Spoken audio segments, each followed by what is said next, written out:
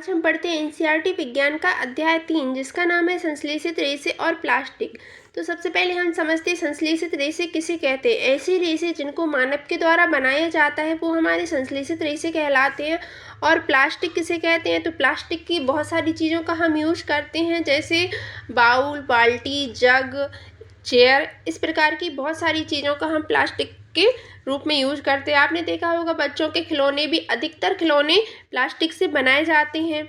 चलिए हम पाठ पढ़ना स्टार्ट करते हैं। पोशाक जिन्हें हम पहनते हैं कपड़ों से निर्मित होती हैं। कपड़े प्राकृतिक अथवा कृत्रिम स्रोतों से प्राप्त किए जाते हैं। अब हम क्या आप कुछ प्राकृतिक रेशों के नाम बता सकते हैं। अब हम इधर देखते हैं कुछ प्राकृतिक और कृत्रिम रेशों के नाम, जो हमको इधर एक सारणी दी गई है, इसमें हमें फिल करना है। तो इसमें इधर क्रम संख्या दी है, वस्तु का नाम और रेशे का प्रकार बताना है। तो फर्स्ट ले लें हम क्या, रेशम। रेशम हमें कैसे प्राप्त होता है, रेशम हमें एक कीट के द्वारा प्राप्त होता है। तो ये कौन सा रेशा हो गया, प्राकृतिक रेशा हो गया। अब हम बात करें ऊन। ऊन हमें कहाँ से मिलता है, ऊन हमें भेड़ से मिलता है, तो ये भी प्राकृतिक रेशा हो गया। कपास, कपास हमें कहाँ से मिलता है, कपास हमें पेड़ से मिलता है। तो ये तीनों क्या हो गए, हमारे प्राकृतिक रेशे हो गए। ठीक है। अब हम बात करते हैं कृत्रिम रेशे की। तो यहाँ पे हम ले लें नाइलॉन। क्या ले लें, नाइलॉन। नाइलॉन एक क्या है, कृत्रिम रेशा है। और फिफ्थ हम ले लें रेयॉन। रेयॉन क्या है, हमारा एक कृत्रिम रेशा है। ठीक है, ये दोनों क्या हो गए, हमारे कृत्रिम रेशे हो गए। इस तरीके से हम कृत्रिम रेशे और प्राकृतिक रेशों में अंतर समझ सकते हैं और उनको याद रख सकते हैं। आप देखिए इन्होंने इसमें नीचे दे भी दिया है। आपने अपनी पिछली कक्षा में पढ़ा है कि प्राकृतिक रेशे जैसे कपास, ऊन, रेशम आदि पौधों अथवा जंतुओं से प्राप्त होते हैं। दूसरी ओर संश्लेषित रेशे मनुष्यों के द्वारा बनाए जाते हैं, इसलिए संश्लेषित अथवा मानव निर्मित रेशे कहलाते हैं। चलिए तो हम यहाँ पे देखते हैं कुछ संश्लेषित रेशे क्या होती है। संश्लेषित रेशे दिए गए हैं इधर। संश्लेषित रेशे क्या होते हैं, धागे से जुड़े मनकों के हार में पाई जाने वाली एक बनावट को स्मरण करने का प्रयास कीजिए और कुछ कागज के क्लिपों को जोड़कर एक लंबी श्रृंखला बनाने का प्रयास कीजिए। क्या दोनों में कोई समानता है, तो चलिए हम इधर देखते हैं। इन्होंने एक डायग्राम दिया है और डायग्राम में क्या किया है, एक धागे से बनी मोतियों की माला को बताया गया है और दूसरे में छोटे छोटे कागज के क्लिप बना के उनकी एक लंबी श्रृंखला बनाई गई है। अब उनको दोनों को देखना है और अपन को बताना है कि दोनों में क्या अंतर है। देखिए, एक संश्लेषित रेशा भी छोटी इकाइयों को जोड़कर बनाई गई एक श्रृंखला है। प्रत्येक छोटी इकाई वास्तव में एक रासायनिक पदार्थ है।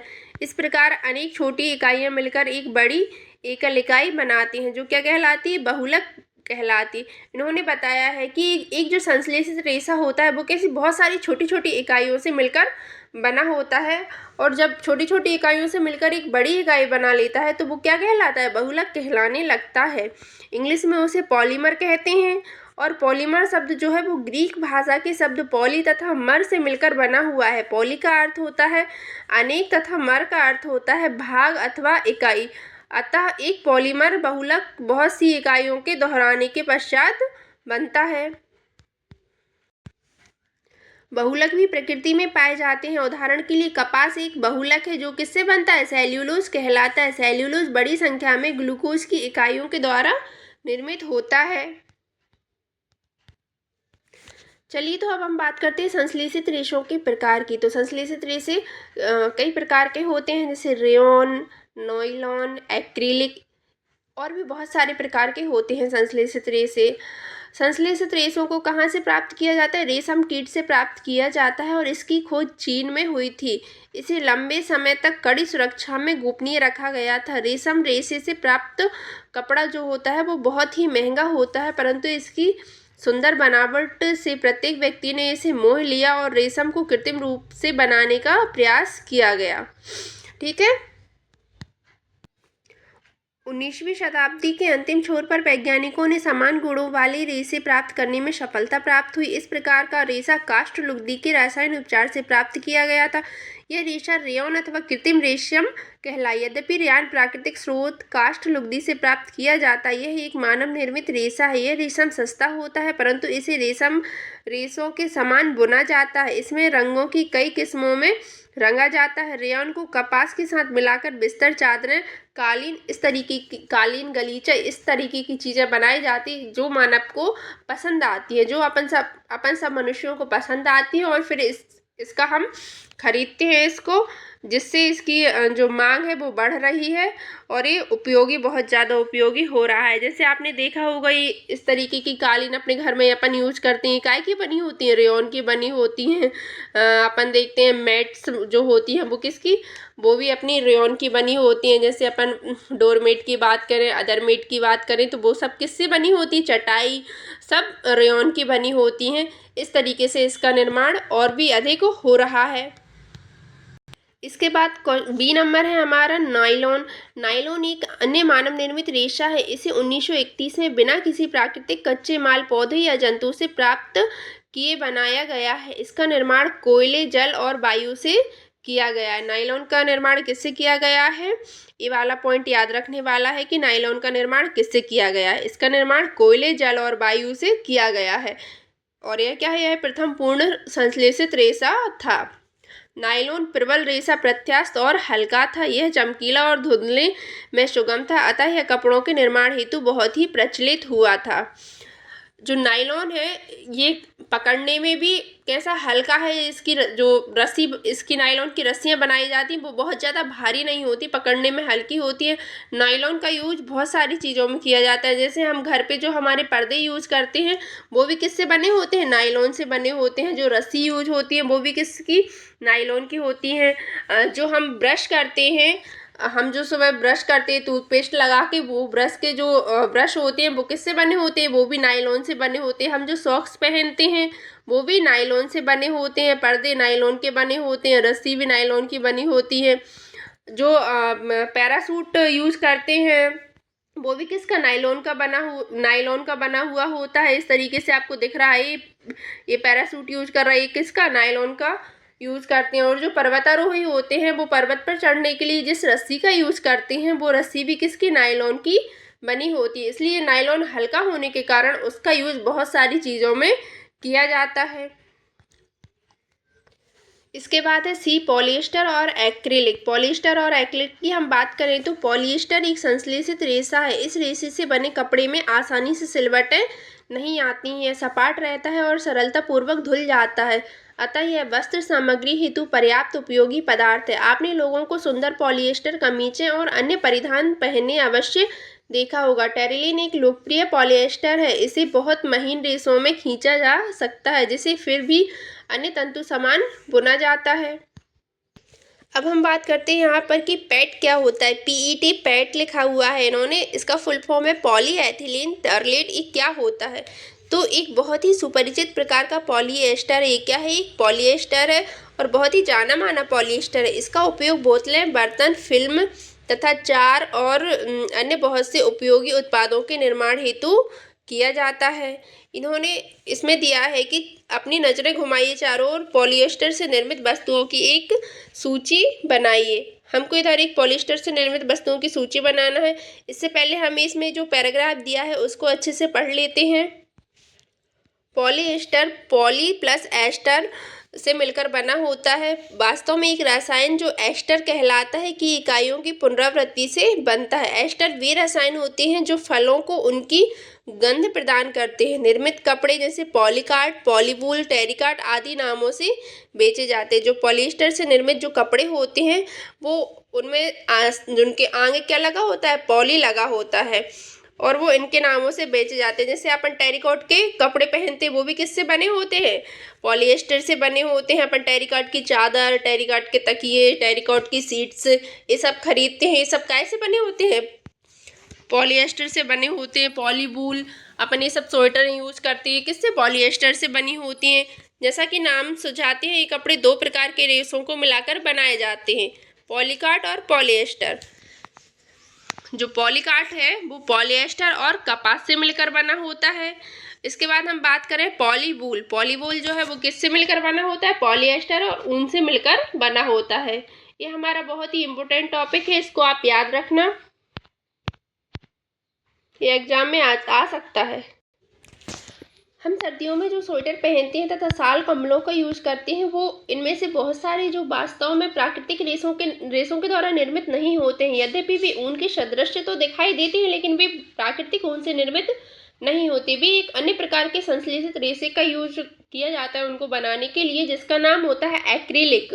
एक्रिलिक जो होता है वो प्राकृतिक स्रोतों से प्राप्त ऊन का काफ़ी महंगी होती है, इसलिए जो एक्रिलिक होता है वो सस्ता होता है और विविध रंगों में इसको आसानी से ढाला जा सकता है। और इससे बनी जो चीज़ें होती हैं वो अधिक टिकाऊ होती हैं, सस्ती होती हैं और अधिक समय तक चलती हैं, इसलिए अधिकतर लोग इससे बनी चीज़ों का यूज़ करते हैं और सुंदर भी दिखती हैं। अभी हमारा बहुत ही इम्पोर्टेंट टॉपिक है, सभी संश्लेषित रेशे पेट्रोलियम मूल के कच्चे माल जो पेट्रो रसायन कहलाते हैं से विविध प्रक्रमों द्वारा तैयार किए जाते हैं। संश्लेषित रेशों के गुणधर्म के बारे में, कुछ संश्लेषित रेशे ऐसे होते हैं जो अद्वितीय गुणधर्मों वाले होते हैं, जो इन्हें परिधान सामग्री हेतु लोकप्रिय बनाते हैं। ये जो संश्लेषित रेशे होते हैं वो शीघ्र सूखते हैं, अधिक चलाऊ, कम महंगे, आसानी से उपलब्ध और रख रखाव में सुविधाजनक वाले होते हैं। इन्होंने दिया है हमें कि एक क्रियाकलाप कीजिए और इसके द्वारा समझाइए कि संश्लेषित रेशे कैसे उपयोगी होते हैं। तो एक आकार के 2 कपड़े के टुकड़े लीजिए, प्रत्येक लगभग आधा मीटर वर्ग का होना चाहिए। इसमें हम हमारे माता पिता की मदद ले सकते हैं और दोनों संश्लेषित रेशे होना चाहिए। जैसे एक हमने ले लिया टेरिकॉट, इधर हम एक करते हैं क्रियाकलाप, 2 बीकर लिए इन्होंने, एक हमने टेरिकॉट का 2 बीकर ले लिए, ये एक में हमने टेरिकॉट का कपड़ा डाल दिया, टेरिकॉट का कपड़ा डाल दिया और एक में हमने नायलॉन का कपड़ा डाल दिया, नायलॉन का कपड़ा डाल दिया और इन दोनों को हमने पानी में गीला कर लिया। फिर दोनों को पानी में से निकाल के इधर सूखने के लिए डाला। तो सबसे पहले हमारा नायलॉन का कपड़ा जिसका छाता बना होता है हमारा, वो वाला कपड़ा सूखेगा, उसके बाद टेरिकॉट का कपड़ा सूखेगा। इस प्रकार जो संश्लेषित रेशों के द्वारा बनी कुछ चीज़ें ऐसी होती हैं जो जल्दी सूख जाती हैं। क्या संश्लेषित रेशे प्राकृतिक रेशों की अपेक्षा कम जल सोखते हैं? वे क्या भी सूखने में कम समय लेते हैं? यह क्रियाकलाप आपको संश्लेषित कपड़ों के गुणधर्म के बारे में क्या बताता है? अपने माता पिता से इन कपड़ों के प्राकृतिक रेशों की तुलना में चिरस्थायित्व, टिकाऊपन, मूल्य और रखरखाव के विषय में जानकारी प्राप्त कीजिए। अब हम बात करते हैं प्लास्टिक की। प्लास्टिक क्या होती है और इसका यूज कैसे किया जाता है? संश्लेषित रेशे की तरह प्लास्टिक भी एक बहुलक होती है। सभी प्लास्टिकों में इकाइयों की व्यवस्था एक ही प्रकार की नहीं होती। कुछ में यह रेखीय होती है तो कुछ में यह तिर्यकबद्ध होती है, क्रमबद्ध होती है। सभी में अलग अलग तरह की क्वालिटी होती है। प्लास्टिक की जो वस्तुएं होती हैं वो सभी संभव आकारों की हमें उपलब्ध होती हैं। उनको हम किसी भी आकार में ढाल सकते हैं, उसका हम किसी भी तरीके से यूज़ कर सकते हैं। प्लास्टिक की हम बहुत सारी चीज़ें बना सकते हैं, क्योंकि इसको जब ये प्लास्टिक वेस्ट हो जाती है तो इसको हम कबाड़ी वाले को दे देते हैं और फिर इसका रिड्यूस कर लेते हैं, जिससे वो इसको कैसे चद्दर की तरह ढाल लेते हैं और फिर उसको किसी भी शेप में डालकर उसका मटेरियल तैयार कर सकते हैं। इसका पुनः चक्रण हो जाता है।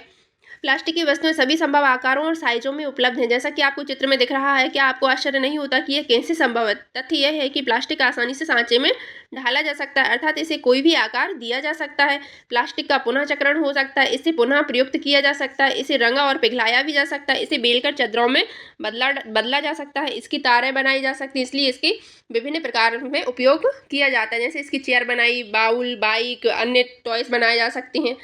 ठीक है। अब पॉलीथीन जो है वो पॉली प्लस एथीन 2 चीज़ों से मिलकर बना है। प्लास्टिक का एक उदाहरण है जो सामान्य उपयोग में आने वाली पॉलीथीन थैलियाँ बनाने में काम आता है।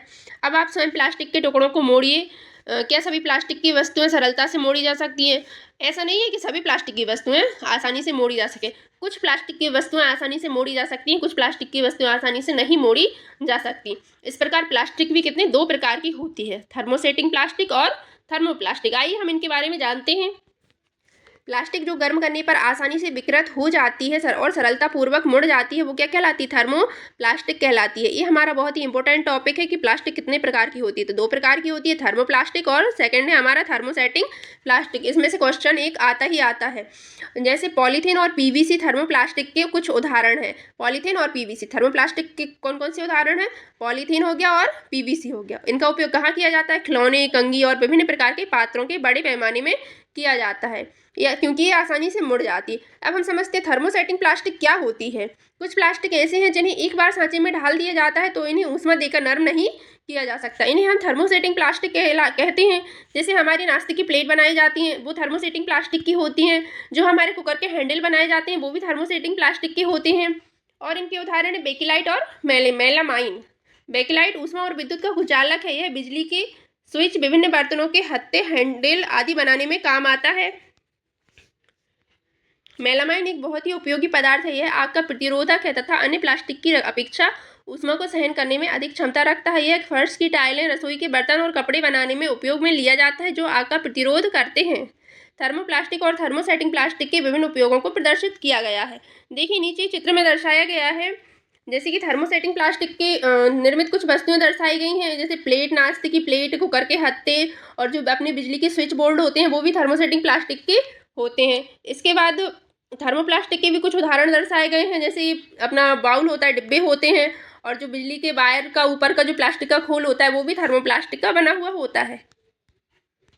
विकल्प पदार्थ प्लास्टिक। आज यदि हम कोई खाद्य सामग्री जैसे जल, दूध, अचार, सूखे मेवे आदि का संचयन करने की सोचें तो प्लास्टिक पात्र सबसे सुविधाजनक लगते हैं। इसका कारण उनका हल्का भार, कम कीमत, अच्छा सामर्थ्य और उपयोग में आसानी है। धातुओं की अपेक्षा हल्के होने के कारण प्लास्टिक का उपयोग कारों, वायुयानों और अंतरिक्ष यानों में भी होता है। उपयोग की यह सूची असीमित है। यदि हम चप्पल, फर्नीचर और सजावट की वस्तुएं आदि गिनना प्रारंभ करें तो अब प्लास्टिक के अभिलक्षणिक गुणों की विवेचना करते हैं हम। ये है इसका, प्लास्टिक अनअभिक्रियाशील है। आप जानते हैं कि लोहे जैसी धातुओं को जब नमी और वायु में खुला छोड़ दिया जाता है तो उनमें जंग लग जाती है, परंतु प्लास्टिक जल और वायु दोनों से अभिक्रिया नहीं करता है। उनका संक्षारण आसानी से होता है, इसलिए इनका उपयोग बहुत से रसायनों सहित विभिन्न प्रकार के पदार्थों के संचयन हेतु किया जाता है। प्लास्टिक हल्का, प्रबल और चिरस्थायी होता है। पूर्व काल में उपयोग में आने वाली बाल्टियों के बारे में आपने अपने माता पिता और दादा दादी से बात करिए। जैसे आप सभी जानते हैं कि पहले के ज़माने में जो बाल्टियाँ उपयोग में आती थी वो किस तरीके की होती थी, वो लोहे की बनी होती थी। लोहे की बाल्टी का हम यूज़ करते थे जो पकड़ने में बहुत भारी होती थी। बिन में विदाउट पानी की भी अगर हम उन बाल्टियों को हाथ से पकड़ते थे तो वो बहुत ज़्यादा भारी होती थी। प्लास्टिक पात्रों को उपयोग में लाने के क्या लाभ है? क्योंकि प्लास्टिक बहुत हल्का होता है, प्रबल, चिरस्थायी और विभिन्न आकारों और साइजों में ढाला जा सकता है, अतः यह विभिन्न उद्देश्यों हेतु उपयोग में लाया जाता है। प्लास्टिक सामान्यतः धातुओं की अपेक्षा सस्ते होते हैं। ये उद्योगों और घरेलू कार्यों में व्यापक रूप से उपयोग में लिए जाते हैं। विभिन्न प्रकार के प्लास्टिक पात्रों की सूची बनाइए जिन्हें आप दैनिक जीवन में उपयोग में लाते हैं। तो आपको विभिन्न पात्रों की सूची बनाना है। प्लास्टिक कुचालक है। प्लास्टिक कैसा है? ऊष्मा का कुचालक है। प्लास्टिक ऊष्मा और विद्युत के कुचालक हैं, इसलिए बिजली के तार प्लास्टिक से ढके रहते हैं और खाना बनाने वाले पात्रों के हत्थे भी किसी प्लास्टिक से बने हुए होते हैं। क्या आप जानते हैं प्लास्टिक का स्वास्थ्य देखभाल और उद्योग में व्यापक उपयोग होता है? इनके उपयोग के कुछ उदाहरण हैं, जैसे दवा की गोलियों, टिक्कियों को पैक करने हेतु प्लास्टिक का उपयोग किया जाता है। घावों को सीने हेतु धागे जो बनाए जाते हैं वो भी प्लास्टिक के बनाए जाते हैं। सीरीज भी, जो अपन इंजेक्शन लगाते हैं उसकी सिरिंज भी अपनी प्लास्टिक की होती है। चिकित्सकों के दस्ताने और विविध प्रकार के चिकित्सीय यंत्र भी प्लास्टिक के होते हैं। इसके बाद हम नेक्स्ट बात करें तो माइक्रोवेव ओवन में भोजन पकाने हेतु विशिष्ट प्लास्टिक पात्र उपयोग में लिए जाते हैं। माइक्रोवेव ओवन में ऊष्मा खाद्य पदार्थ को पका देती है, परंतु प्लास्टिक पात्र को प्रभावित नहीं करती है। टेफ्लॉन एक विशिष्ट प्लास्टिक है जिस पर तेल और जल चिपकता नहीं है। यह भोजन पकाने के पात्रों पर ना चिपकने वाली परत लगाने के काम में आता है। अग्निश है प्लास्टिक। यद्यपि संश्लेषित रेसे आसानी से आग पकड़ लेते हैं, परंतु यह जानना रोचक होगा कि आग बुझाने वाले कर्मचारियों के परिधान मेलामाइन प्लास्टिक की परत चढ़ी होती है जो उसे अग्निरोधक बनाती है। तो ये चारों टॉपिक हमारे बहुत ही इंपॉर्टेंट है, इनको आप याद रखना। ये हमारे एग्जाम के पॉइंट ऑफ व्यू से इंपॉर्टेंट है, एग्जाम में आ सकते हैं। अब हम बात करते हैं प्लास्टिक और पर्यावरण। प्लास्टिक पर्यावरण के लिए हानिकारक है या लाभदायक है, इसके बारे में हम बात करते हैं। जब हम बाजार जाते हैं तो हमें प्लास्टिक अथवा पॉलीथीन थैली में लपेटी वस्तुएं मिलती हैं। यह एक कारण है कि हमारे घरों में प्लास्टिक का कचरा इकट्ठा होता रहता है, फिर यह प्लास्टिक कूड़ेदान में चला जाता है और प्लास्टिक का निस्तारण एक प्रधान समस्या है।